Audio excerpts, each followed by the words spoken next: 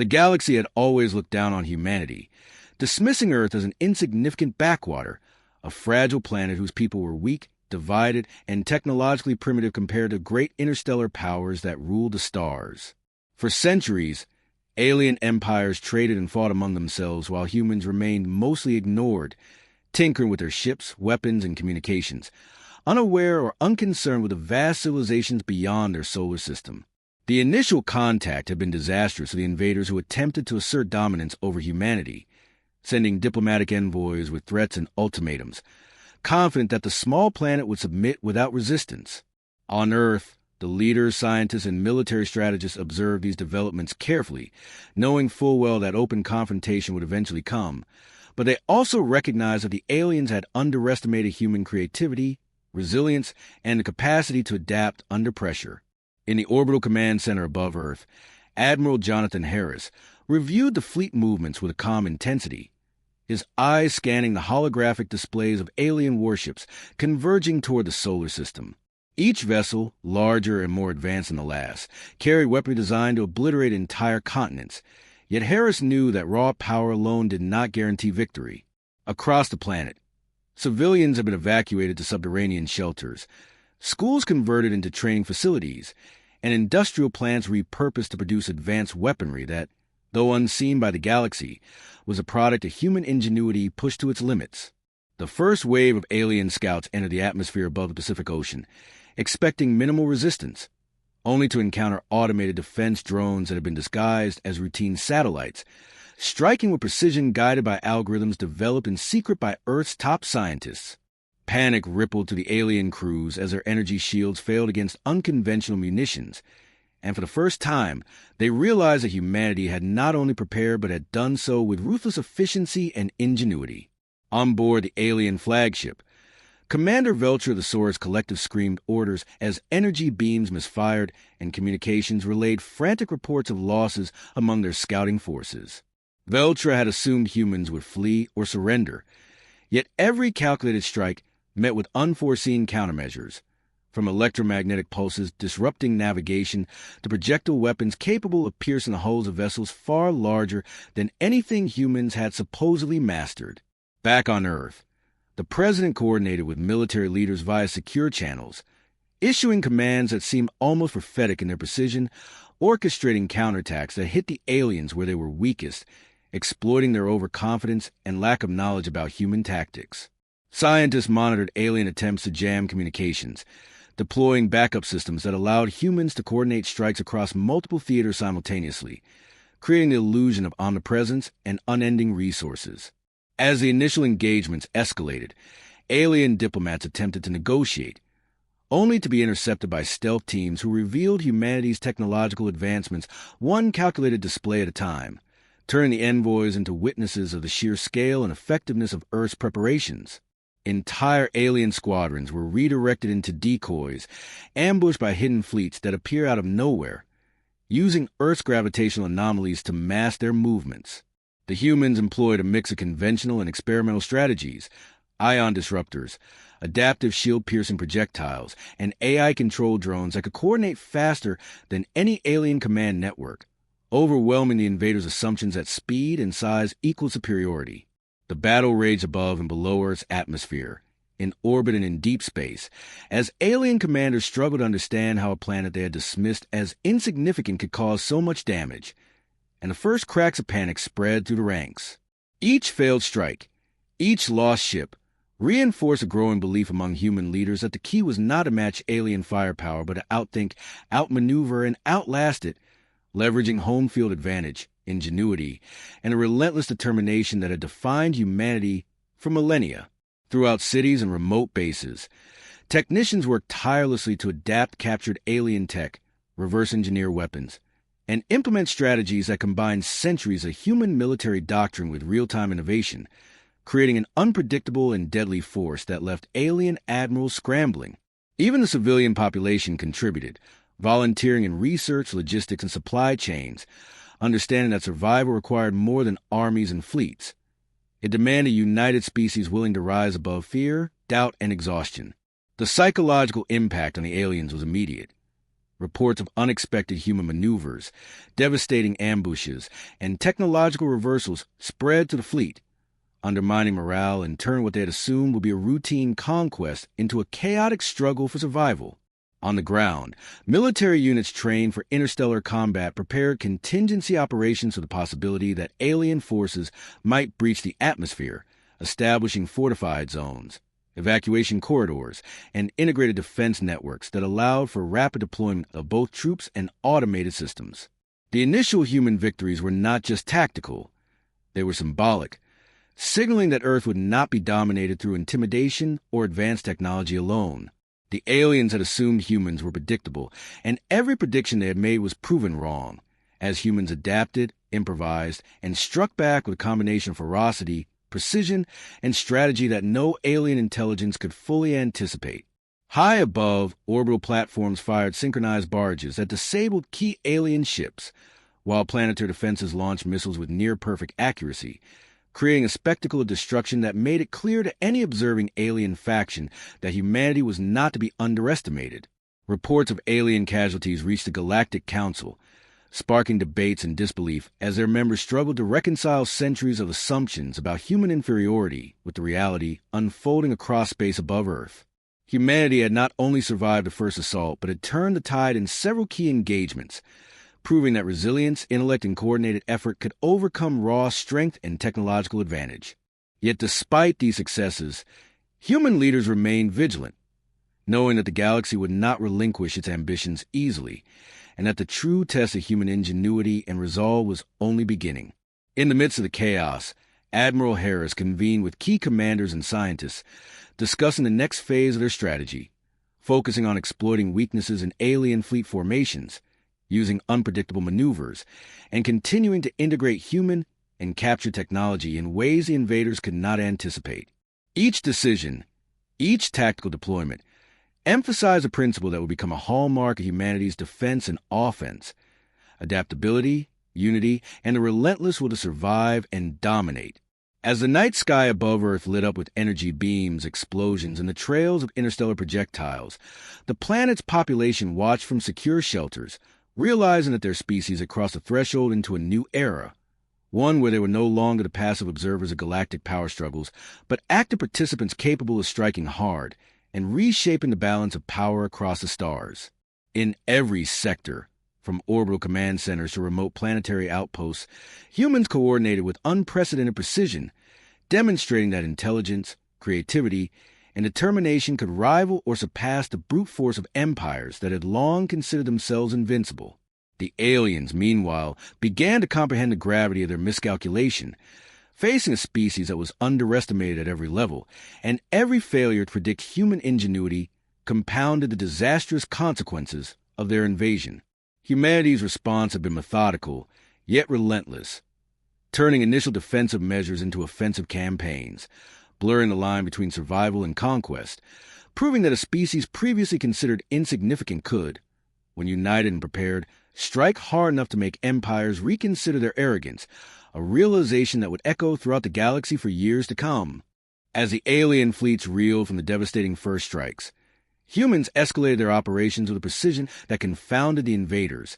exploiting the overconfidence that had characterized the initial assault and turning every misstep by the aliens into a strategic advantage. Deep within the planetary command centers, General Maria Lawson coordinated simultaneous offensives across multiple theaters, her voice calm but resolute as she relayed orders to fleet commanders, ground units, and covert strike teams, each operated with autonomy, yet fully synchronized through encrypted communication networks that the aliens could not penetrate. In orbit, human warships that had been underestimated in size and firepower revealed hidden arrays of energy disruptors capable of crippling alien propulsion systems, turning the invaders' mobility advantage into a liability as they struggled to regroup. Across the continents, missile batteries and automated defense drones worked in tandem to intercept any craft attempting atmospheric entry, combining rapid-fire precision with adaptive targeting that accounted for enemy evasive maneuvers, effectively creating a multi-layered barrier that the aliens had assumed would crumble under their superior technology. On Earth, scientists and engineers continued to refine weapon systems using real-time data gathered from captured alien vessels,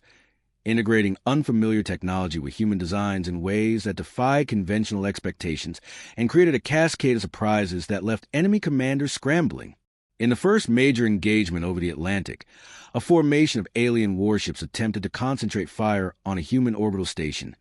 only to be met with a coordinated counteroffensive in which smaller, faster human vessels drew them into traps, disabling critical systems and forcing retreats that fragmented the alien fleet. Civilians, inspired by reports of these victories and the determination of human forces,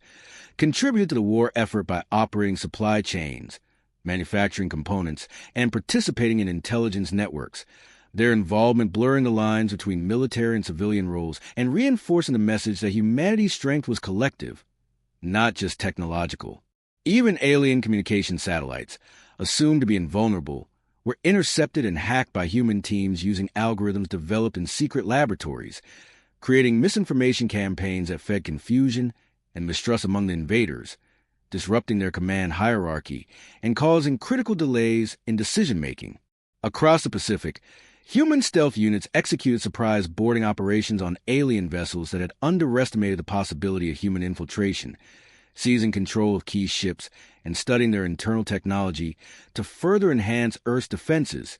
each capture amplifying the psychological pressure on the alien forces. On the galactic stage, intelligence reports and emergency transmissions reached distant empires allied or sympathetic to the invaders,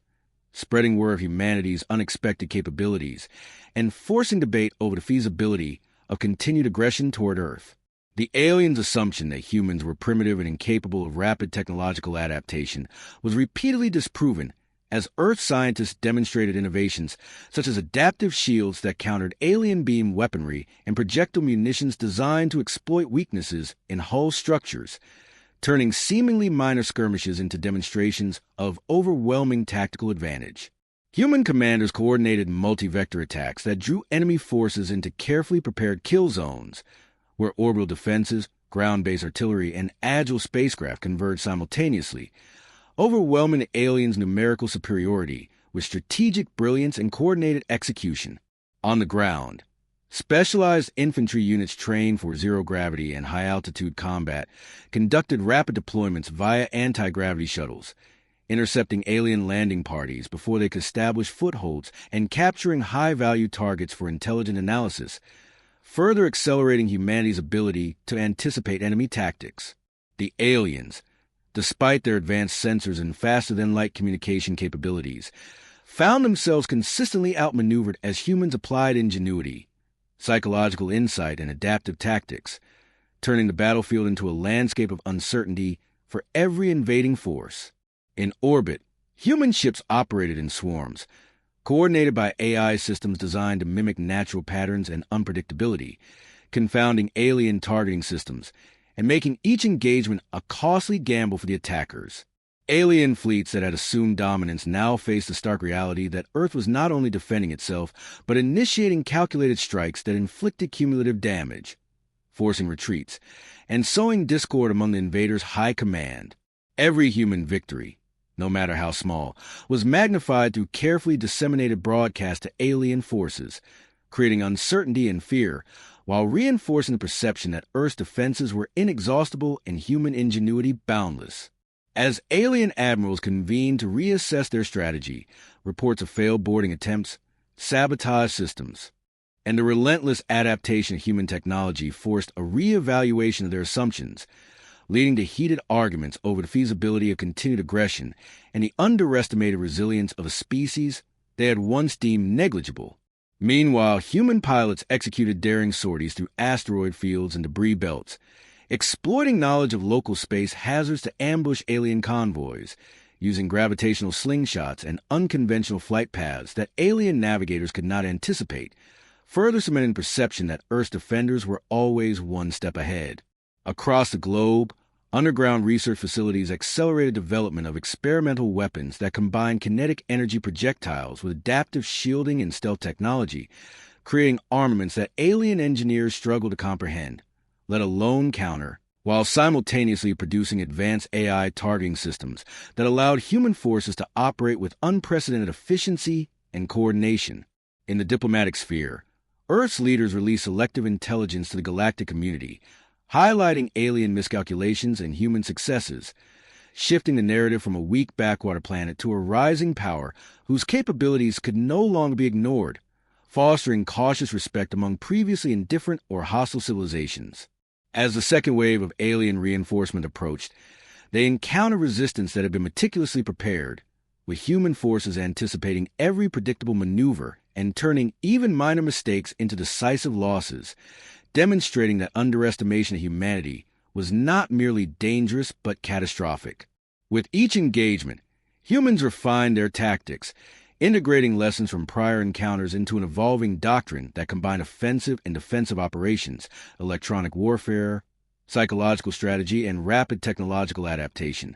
creating an unstoppable feedback loop that magnified every success and minimized vulnerability. The aliens' confidence waned as their fleets suffered unanticipated attrition, their command structures destabilized by miscommunications and unexpected human maneuvers, and their morale plummeted as the invaders realized that their once assumed superiority was being systematically dismantled. In every theater of conflict, from low Earth orbit to the outer reaches of the solar system, humans demonstrated the capacity to innovate under pressure, execute with precision, and strike with devastating effect, turning an invasion that had seemed inevitable into a spectacle of failure for the once confident galactic aggressors, a prelude to the further revelations of human strength that would continue to unfold in battles yet to come. With the alien fleet struggling to regroup and their confidence shattered, humans intensified their operations by integrating intelligence from every source, combining orbital sensor arrays, ground-based surveillance, and intercepted alien communications to construct a complete picture of enemy movements and weaknesses, enabling Earth commanders to anticipate attacks before they occurred and respond with unmatched precision. Admiral Harris and General Lawson oversaw a complex web of operations that spanned multiple fronts, orchestrating simultaneous strikes across orbital corridors, planetary defenses, and interstellar pathways, turning Earth into a dynamic fortress that exploited both natural and artificial advantages. Covert units deployed aboard captured alien vessels carried out surgical operations, sabotaging critical systems, planting misinformation, and extracting key technology that was immediately analyzed and reverse engineered by Earth's top scientists to improve weapons, shields, and AI coordination across the fleet. In orbit above the Americas, human stealth fighters executed rapid hit-and-run maneuvers against alien cruisers, using gravitational anomalies and debris fields as cover, then disappearing before enemy fire could reach them, leaving the aliens confused, demoralized, and uncertain about the scale and capability of human forces. Across Europe and Asia, human defense networks coordinated missile strikes, drone swarms, and electronic warfare attacks, creating zones of control that prevented alien landings and forced the invaders into costly retreats or unpredictable maneuvers, exposing them to further losses. Scientists working in underground facilities accelerated the development of energy-based weaponry that could neutralize alien shields, using insights gained from captured ships and intercepted communications, ensuring that no defensive system remained impervious for long and maintaining the momentum of human offensives. The psychological impact on alien crews intensified as reports of consecutive defeats, unexpected ambushes, and advanced human tactics spread through their networks, fostering mistrust among commanders and fear among rank-and-file personnel, undermining their ability to operate effectively in a coordinated fashion. In addition to technological superiority, human leaders implemented strategies of deception and misdirection, feigning weakness in some sectors while concentrating overwhelming force in others, drawing alien fleets into traps where layered defenses, orbital artillery, and adaptive drone swarms could inflict maximum damage with minimal human loss. Across the Pacific, combined naval and orbital operations forced alien ships into narrow corridors where gravitational maneuvers and precise fire coordination allowed human forces to disable entire squadrons, turning natural planetary features into strategic assets that alien commanders had failed to consider. On the galactic stage, reports of repeated human victories, the capture of alien vessels, and the sabotage of advanced technology sent shockwaves through allied and neutral civilizations, many of which began to question their own assumptions about the limits of human ingenuity and resilience, realizing that the planet they had dismissed as inconsequential was rapidly becoming a major player in interstellar affairs. Covert-human operations extended beyond immediate battlefields, infiltrating alien intelligence networks and communication nodes, spreading misinformation that disrupted coordination, amplified internal tensions, and caused catastrophic errors in judgment among the invaders,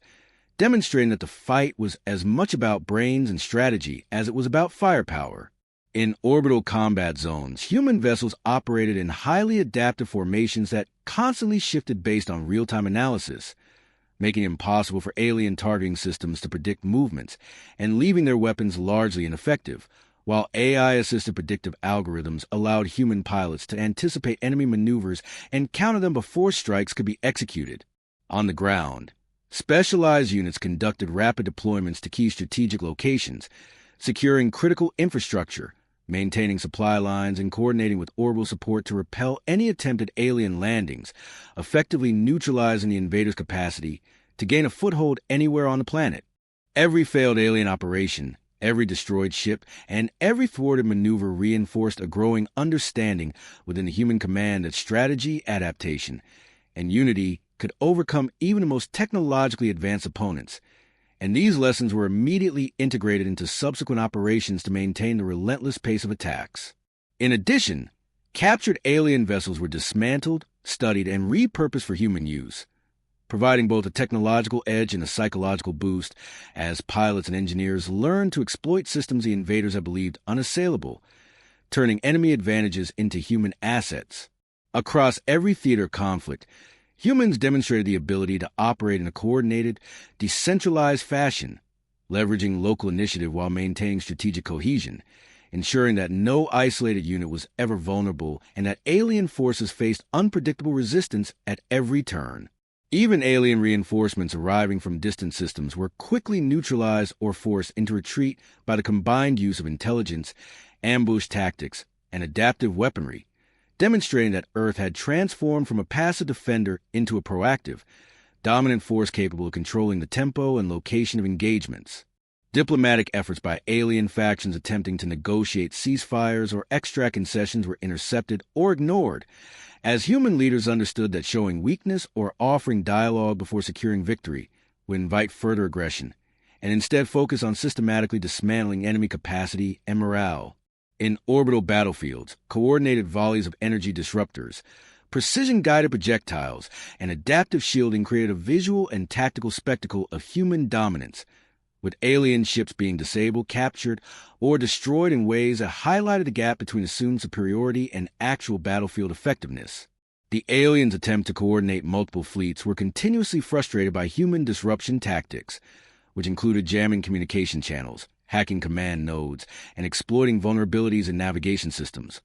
causing repeated collisions, misfires, and breakdowns that further compounded losses and reinforced the perception that Earth's defenders were omnipresent and unstoppable. Civilians remained an integral part of the effort, operating logistical networks, producing components, and maintaining intelligence channels,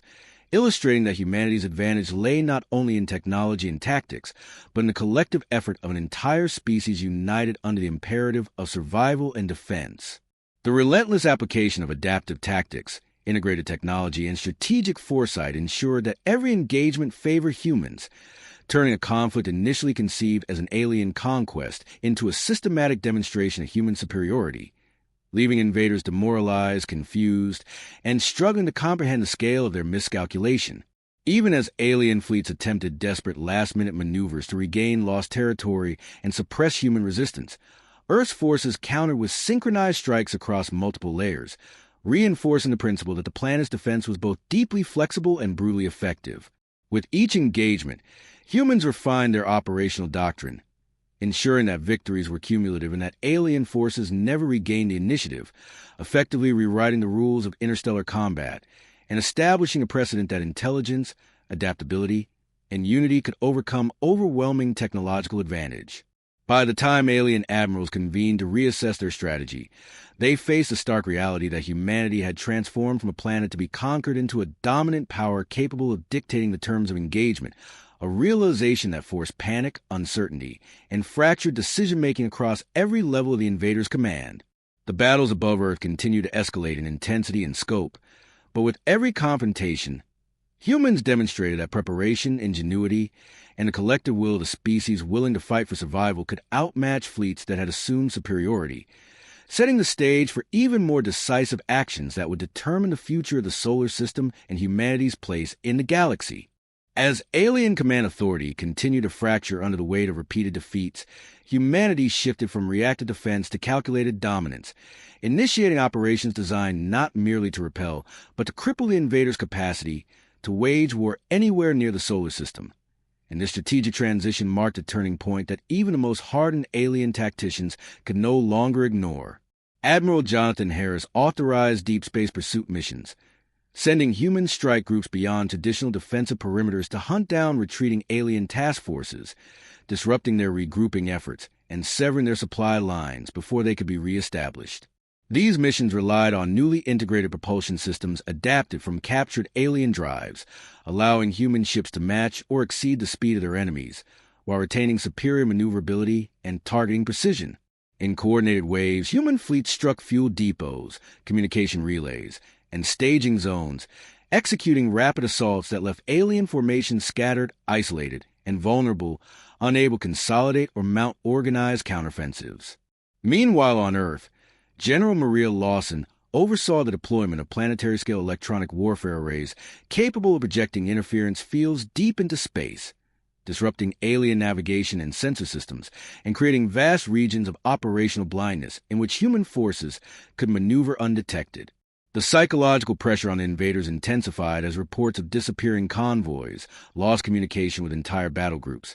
and the sudden appearance of human strike vessels in supposedly secure zones spread through their ranks, eroding confidence and triggering fear that the humans were now dictating the tempo and geography of the war. Specialized human intelligence units exploited this uncertainty, inserting misinformation into alien networks that exaggerated human fleet numbers, technological capabilities, and strategic reach, creating the impression of an inexhaustible and omnipresent force. On several occasions, alien commanders ordered premature retreats or misallocated reinforcements based on falsified data, only to find themselves ambushed by human task forces that had anticipated their movements with chilling accuracy. At the same time, ground-based research divisions completed the first operational deployment of adaptive phase shields, defensive systems capable of altering their frequency and structure in real time to counter evolving alien weapon signatures, rendering previously devastating energy attacks largely ineffective and further tilting the balance in humanity's favor. Human pilots, now operating with a combination of advanced AI support and battle-hardened experience, executed complex multi-vector engagements that overwhelmed alien targeting solutions, striking from unexpected angles, vanishing into sensor shadows, and reappearing with lethal precision. In several major engagements near the outer reaches of the solar system, entire alien cruiser groups were neutralized without a single human ship lost, their command vessels disabled and captured, their crews taken prisoner, and their technology immediately analyzed for further integration into human systems. These victories sent a clear signal across the galactic communication channels that the invasion of Earth had not merely failed, but had triggered the rise of a power capable of contesting and defeating established interstellar militaries. Within the alien hierarchy, political divisions deepened as leaders argued over responsibility for the disaster, some calling for withdrawal and reassessment, others demanding escalation to salvage pride and deter what they now recognized as a rapidly emerging rival civilization. Yet every attempt at escalation was met with preemptive human action,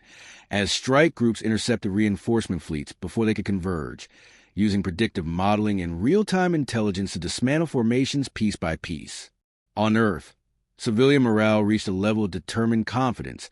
not born of arrogance but of unity and shared purpose, as populations saw undeniable proof that their combined effort, ingenuity, and resilience had transformed their world from a target into a fortress and a spear. The integration of military, scientific, and industrial resources reached an unprecedented level of efficiency, enabling continuous innovation and rapid deployment of new systems that kept alien tacticians perpetually behind the curve. Even the Galactic Council, long accustomed to shaping the destinies of lesser worlds, began to acknowledge in closed sessions that humanity's response represented not a temporary anomaly, but the emergence of a strategic culture uniquely suited to modern interstellar warfare, one that valued adaptability, decentralized command, and relentless technological iteration. As the fifth phase of the conflict unfolded, it became increasingly clear to every observer, human and alien alike, that the invasion had crossed a threshold from which it could not recover, and that the once dismissed species of Earth was now demonstrating a level of coordination, strategic depth, and operational dominance that would force the galaxy to reconsider its assumptions about power, hierarchy, and the consequences of underestimating a civilization that had learned, in the crucible of survival, how to strike hard and never stop advancing. As the human offensive expanded beyond the immediate defensive sphere of Earth and into broader strategic depths of the solar system, the nature of the war transformed from a desperate struggle for survival into a systematic campaign of dominance that targeted the very foundations of the alien invasion effort. And this shift in momentum forced even the most powerful alien admirals to confront the reality that their forces were no longer in control of events. Human task forces, operating under a unified but flexible command doctrine, began executing long-range interdiction missions against alien shipyards, repair docks, and logistical hubs positioned in distant orbital zones and neighboring systems, striking with such speed and precision that warning often arrived only moments before impact. These operations were guided by predictive intelligence models that analyzed alien behavioral patterns, fleet movements, and political decision cycles, allowing human commanders to anticipate not only where the enemy would be, but what they would attempt to do next, turning foresight itself into a weapon. Advanced reconnaissance platforms, equipped with stealth fields and quantum-link sensors, penetrated deep into alien-controlled space, mapping infrastructure and relaying targeting data that enabled surgical strikes capable of crippling entire support networks without the need for prolonged engagements. In several decisive actions, human strike groups neutralized major alien manufacturing centers, destroying or capturing facilities that produce critical components for warships and weapons, thereby constricting invaders' ability to replace losses and forcing them into a defensive posture they had never anticipated. The psychological effect of these deep strikes was profound, as alien crews realized that no rear area was truly secure and that human forces could appear anywhere at any time, with overwhelming force and precise objectives. Within the alien command structure, fear and uncertainty spread as communication delays, disrupted supply lines, and the sudden loss of key installations created a sense of encirclement. Even though the human fleets were numerically smaller, their strategic reach and coordination made them feel inescapable. On Earth, Admiral Harris and General Lawson refined their approach, emphasizing the principle of continuous pressure, ensuring that the enemy was never given time to reorganize, rest, or adapt, and that every attempt at recovery was met with a new and unexpected blow. Human engineers continued to integrate alien technologies into their own systems, developing hybrid propulsion, weapon, and sensor platforms that extended operational range and combat effectiveness, allowing human vessels to operate far from home with full logistical and tactical support. At the same time, AI-driven command systems process vast streams of data from across the battlespace, identify emerging threats, optimizing fleet movements, and recommending tactical adjustments in real time, giving human commanders an informational advantage that translated directly into battlefield superiority. In several confrontations near key hyperspace transit routes, human forces executed complex multi-layered ambushes using decoy signals, false energy signatures, and coordinated timing to draw alien convoys into kill zones where synchronized strikes disabled engines, shattered command vessels, and left remaining ships leaderless and vulnerable. Boarding teams then moved into secure intelligence, capture officers, and further disrupt enemy cohesion, turning each victory into a source of additional knowledge that fed back into the human war effort. Across the galaxy, neutral and rival civilizations observed these developments with growing concern and respect, recognizing that the humans of Earth were demonstrating a style of warfare that combined technological innovation, strategic patience, and relentless adaptability in a way that few established powers could match. The narrative of the conflict shifted in interstellar discourse, no longer framed as an attempted conquest of a minor world, but as the first major test of a rising power whose capabilities and determination were reshaping the balance of influence. Within the alien ranks, dissent grew as some leaders argued for withdrawal and negotiation, while others, driven by pride and fear of losing status, demanded escalation despite mounting evidence that such efforts only resulted in further losses. This division further weakened their ability to respond coherently, creating gaps in coordination that human forces exploited with devastating efficiency. On the front lines, human crews operated with a sense of disciplined confidence, aware that their training, technology, and unity had transformed them from defenders into the architects of a campaign that was dismantling a far larger invasion force piece by piece. Each successful operation reinforced the belief that preparation, intelligence, and adaptability could overcome numerical and technological disparities, and that the unity of purpose shared across Earth and its fleets was a force multiplier no alien doctrine had accounted for. As the sixth phase of the conflict drew toward its close, it became increasingly evident that the invasion had failed not because the aliens lacked power, but because they had misjudged the nature of the species they sought to subdue, a species that learned, evolved, and struck back with precision and persistence that turned overconfidence into catastrophe and transformed the defenders of Earth into a dominant strategic force whose influence now extended far beyond their home world. As the alien coalition's will to continue the campaign began to fracture under the relentless pressure of human operations, the conflict entered a decisive phase in which the invaders no longer sought victory, but mere survival, and this shift in intent was immediately detected and exploited by Earth's Strategic Command. Admiral Harris authorized a coordinated series of system-wide offensives designed to collapse the remaining structure of the alien invasion force, targeting not only ships and installations but the political and psychological cohesion that held their alliance together. Human intelligence units, now deeply embedded within captured networks and decrypted command channels, traced the lines of authority that bound the alien fleets to their distant home governments, identifying the key nodes whose disruption would paralyze decision-making and provoke internal collapse. Precision strikes were launched against command vessels, relay stations, and diplomatic flagships, severing the flow of orders and leaving frontline units isolated, confused, and increasingly prone to panic. In several major engagements, entire alien squadrons surrendered after their command ships were disabled and their communication links cut, the crews realizing that continued resistance would only result in annihilation by an opponent that seemed able to predict every move before it was made. Human fleets advanced methodically, not with reckless aggression but with disciplined, overwhelming force, surrounding remaining enemy formations, cutting off escape routes, and offering terms that made clear the futility of further combat, while demonstrating the capability to enforce total destruction if necessary. On Earth, civilian populations followed the unfolding events with a mixture of exhaustion and grim satisfaction, understanding that the price of survival had been high, but that their unity and determination had forged a strength the galaxy could no longer ignore. Scientific teams continued to analyze captured technology and data, uncovering insights into alien political structures, economic dependencies, and military doctrines, knowledge that revealed how fragile the once feared empires truly were when confronted with an adversary that refused to conform to their expectations. Within the alien leadership, accusations of incompetence, betrayal, and miscalculation erupted as factions sought to assign blame for the disaster that had befallen their forces,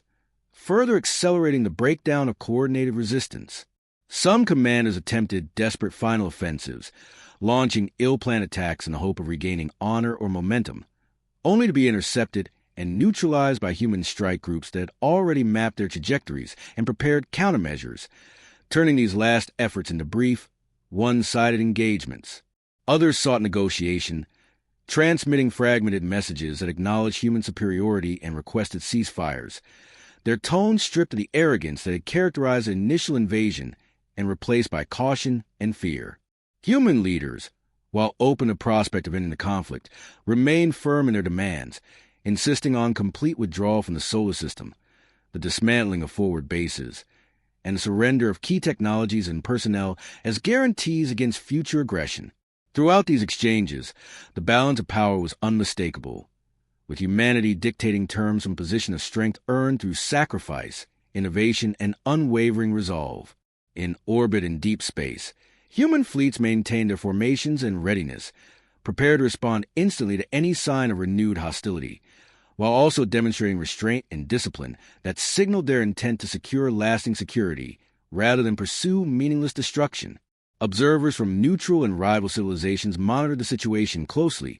recognizing that the outcome of this confrontation would redefine their own strategies and assumptions, and that the rise of humanity as a decisive military and political actor could not be ignored or dismissed. As the seventh phase of the war drew to a close, the narrative that had once framed humans as a minor, backward species had been completely overturned, replaced by the reality of a civilization that had faced extinction, adapted with breathtaking speed, and emerged not only intact but dominant,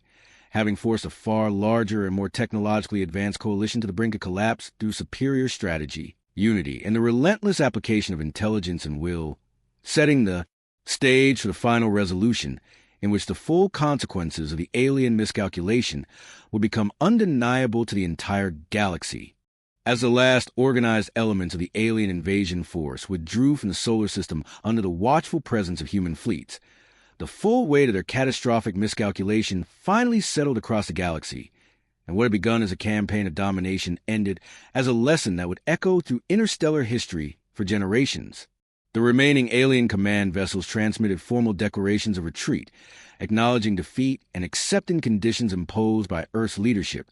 their language stripped of threats and superiority and replaced by caution, respect, and unspoken fear provoking further retaliation. Human fleets maintained formation along the boundaries of the system, their weapons powered and sensors locked, not in triumphal display, but as a clear reminder that the era of underestimating humanity had ended permanently. On Earth, Admiral Harris and General Lawson addressed a united global council, outlining the terms of security enforcement, the integration of captured technologies,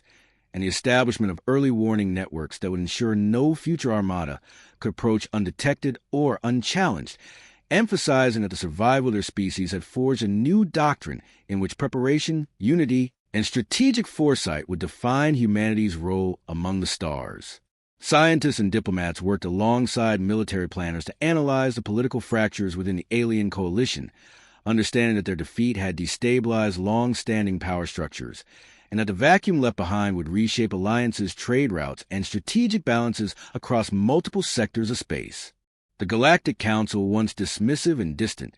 convened emergency sessions to reassess humanity's status, no longer as an isolated or primitive world, but as a proven military and technological power whose capabilities demanded recognition, caution, and, for many, respect. Reports circulated through interstellar networks detailing how human forces had adapted alien technology, disrupted command structures, and executed campaigns of precision and psychological pressure that dismantled a far larger invasion force,